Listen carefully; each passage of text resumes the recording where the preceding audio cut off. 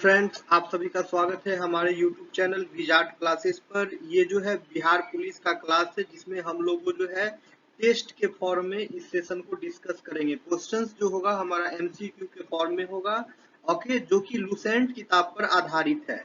Okay, Lucent book पर आधारित ये हमारे सारे MCQ है जो कि बिहार पुलिस एग्जाम के लिए बहुत ही इंपॉर्टेंट है। ओके, साथ में अगर आप बिहार SI की तैयारी कर रहे हैं, अगर BPSC की तैयारी कर रहे हैं, फिर भी आप हमारा वीडियो देख सकते हैं। ठीक है, तो क्वेश्चन है हमारा फर्स्ट क्वेश्चन, राष्ट्रपति को निम्नलिखित में से कौन पद और गोपनीयता की शपथ दिलाता है। ओके, क्वेश्चन पूछ रहा है कि राष्ट्रपति को इनमें से कौन जो है उसके उनके पद और गोपनीयता की शपथ दिलाता है। ऑप्शन है, ऑप्शन ए भारत का मुख्य न्यायाधीश, ऑप्शन बी प्रधानमंत्री, option C attorney general, option D महाधिवक्ता। ठीक है, तो फ्रेंड्स इसका आंसर हो जाएगा भारत का मुख्य न्यायाधीश, यानी कि राष्ट्रपति को जो है उनके पद और गोपनीयता की शपथ जो है भारत का मुख्य न्यायाधीश दिलाता है। ओके, राष्ट्रपति को जो है उनके पद और गोपनीयता की शपथ जो है भारत का मुख्य न्यायाधीश दिलाता है। नेक्स्ट क्वेश्चन है क्वेश्चन नंबर 2, दिल्ली सुल्तान का शासन कब प्रारंभ हुआ। ठीक है, क्वेश्चन पूछ रहा है दिल्ली सुल्तान का शासन कब प्रारंभ हुआ। 1106 ईस्वी में, 1206 ईस्वी में, 1306 ईस्वी में, 1406 ईस्वी में। तो फ्रेंड्स इसका आंसर हो जाएगा 1206 ईस्वी, यानी कि दिल्ली सुल्तान का शासन जो है 1206 ईस्वी में प्रारंभ हुआ। ओके, दिल्ली सुल्तान का शासन जो है 1206 ईस्वी में प्रारंभ हुआ। नेक्स्ट क्वेश्चन है, राष्ट्रपति संविधान के किस अनुच्छेद के तहत भारत के मुख्य न्यायाधीश के समक्ष शपथ ग्रहण करता है। ओके, राष्ट्रपति संविधान के किस अनुच्छेद के तहत भारत के मुख्य न्यायाधीश के समक्ष शपथ ग्रहण करता है। ऑप्शन ए अनुच्छेद 58, ऑप्शन बी अनुच्छेद 60, ऑप्शन सी अनुच्छेद 66, ऑप्शन डी अनुच्छेद 70। ओके, तो फ्रेंड्स इसका आंसर हो जाएगा अनुच्छेद 70। ओके, इसका आंसर हो जाएगा अनुच्छेद 70। Okay,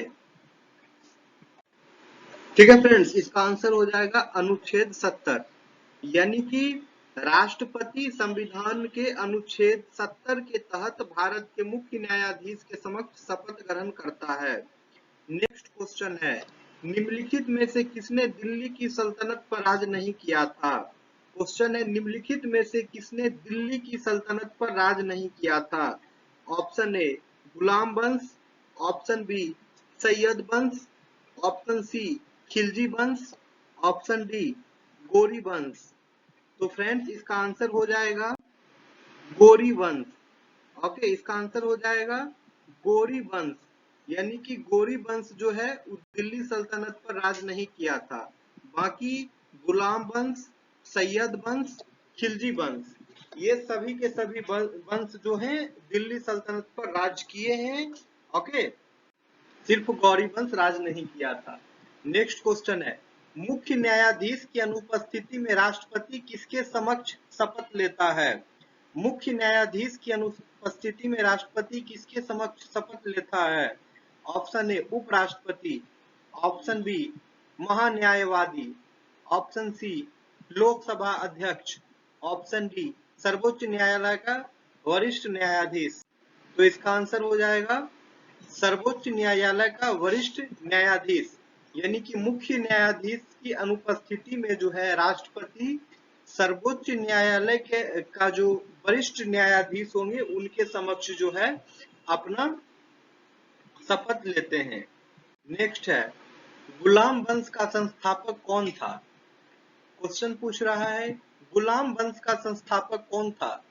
option A Iltutmish, option B Qutubuddin Aibak, option C Razia, option D Balban. तो फ्रेंड्स इसका आंसर हो जाएगा कुतुबुद्दीन ऐबक।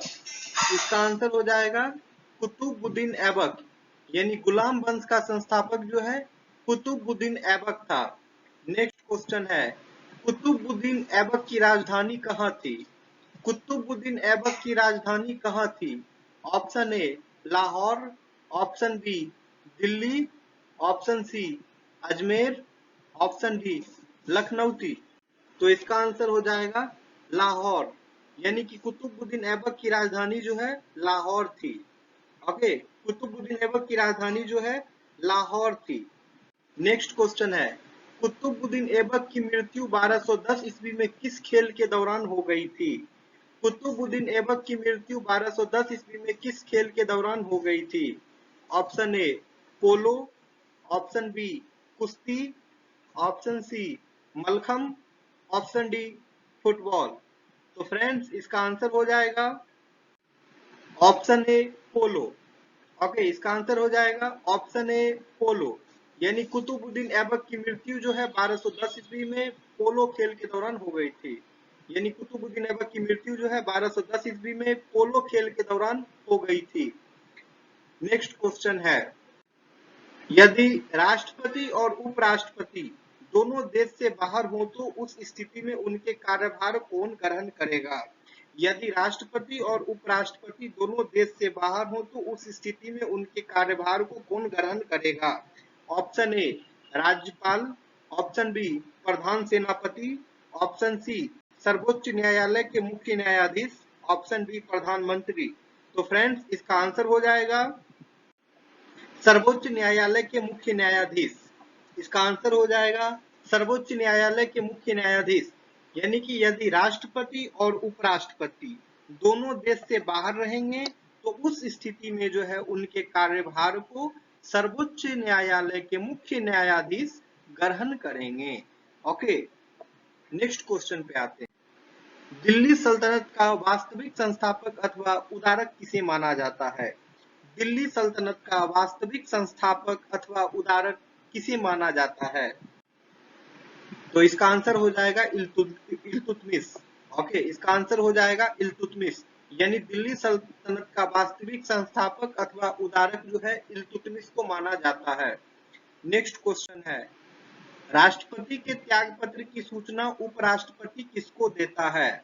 यानी कि राष्ट्रपति के त्याग पत्र की सूचना जो है उपराष्ट्रपति किसको देता है?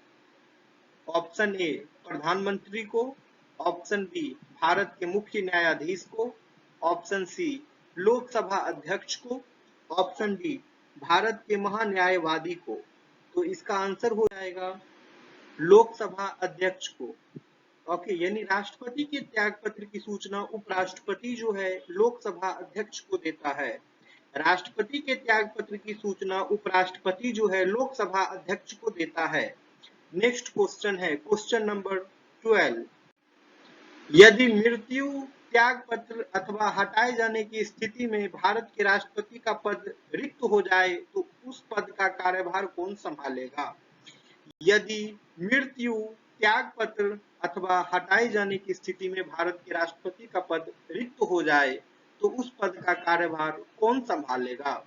ऑप्शन ए प्रधानमंत्री, ऑप्शन बी उपराष्ट्रपति, ऑप्शन सी भारत का मुख्य न्यायाधीश, ऑप्शन डी इनमें से कोई नहीं।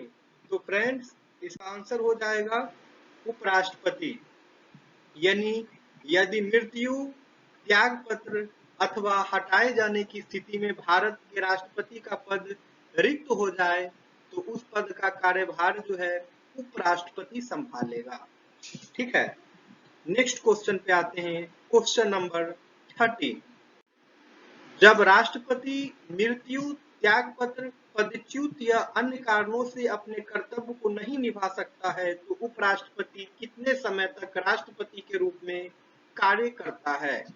ऑप्शन ए 5 वर्ष, ऑप्शन बी 1.5 वर्ष, ऑप्शन सी 1 वर्ष, ऑप्शन डी 6 माह। तो इसका आंसर हो जाएगा 6 माह, यानी जब राष्ट्रपति मृत्यु, त्याग पत्र, पदच्युत या अन्य कारणों से अपने कर्तव्य को नहीं निभा सकता है तो उपराष्ट्रपति जो है 6 माह तक राष्ट्रपति के रूप में कार्य करता है। नेक्स्ट क्वेश्चन है क्वेश्चन नंबर 14, सबसे लंबे समय तक भारत के राष्ट्रपति कौन रहे हैं? क्वेश्चन पूछ रहा है सबसे लंबे समय तक भारत के राष्ट्रपति कौन रहे हैं? Option A doctor Rajendra Prasad, option B doctor S Radhakrishnan, option C doctor Zakir Hussain, option D V V Giri.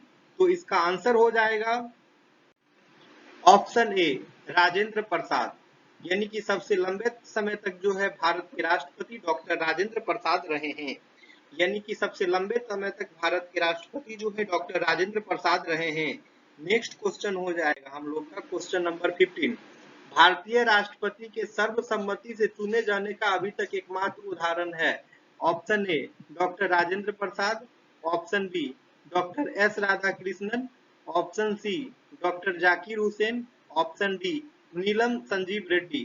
तो फ्रेंड्स इसका आंसर हो जाएगा नीलम संजीव रेड्डी, यानी कि भारतीय राष्ट्रपति के सर्वसम्मति से चुने जाने का अभी तक एकमात्र उदाहरण है नीलम संजीव रेड्डी। ओके, यानी कि भारतीय राष्ट्रपति के सर्वसम्मति से चुने जाने का अभी तक एकमात्र उदाहरण है नीलम संजीव रेड्डी। नेक्स्ट क्वेश्चन है हमारा क्वेश्चन नंबर 16। ओके, स्वतंत्र भारत के प्रथम राष्ट्रपति कौन थे? क्वेश्चन पूछ रहा है स्वतंत्र भारत के प्रथम राष्ट्रपति कौन थे?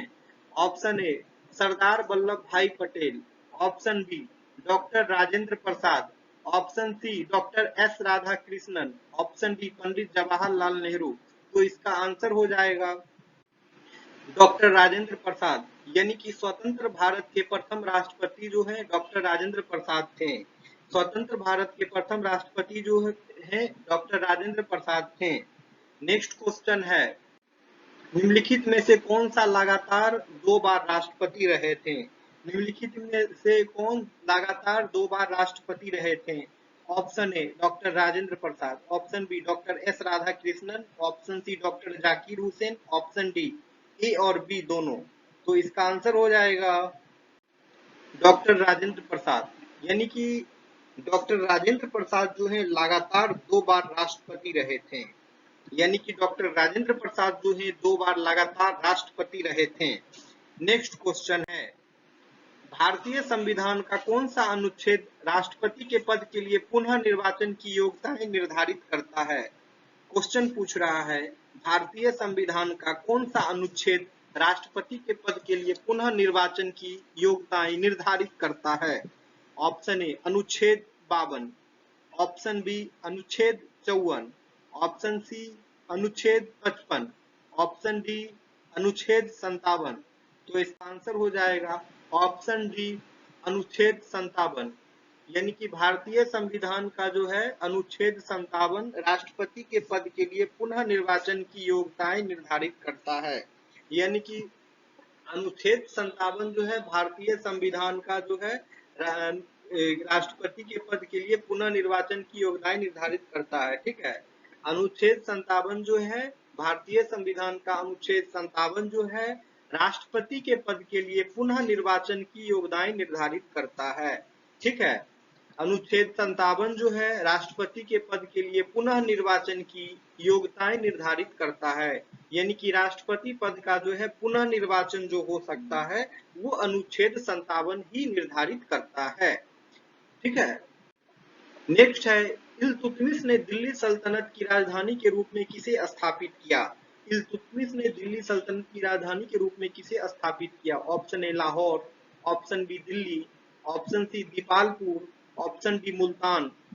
तो इसका आंसर हो जाएगा ऑप्शन बी दिल्ली, यानी कि इल्तुतमिश ने दिल्ली सल्तनत की राजधानी के रूप में दिल्ली स्थापित किया।